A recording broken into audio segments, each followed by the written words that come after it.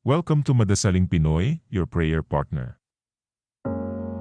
Ngayon po ay kalawang araw ng Nobyembre at kinugunita po natin ngayong araw ang lahat ng mga pumanaw na Kristiyano.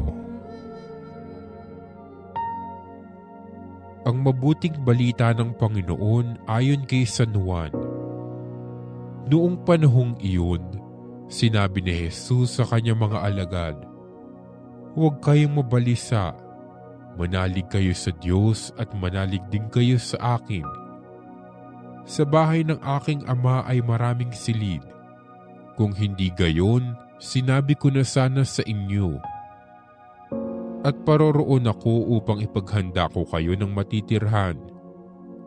Kapag naroroon na ako at naipaghanda na kayo ng matitirhan, babalik ako at isasama kayo sa kinaroroonan ko.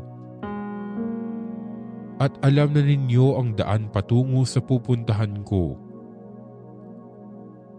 Sinabi sa kanya ni Tomas, "Panginoon, hindi po namin alam kung saan kayo pupunta.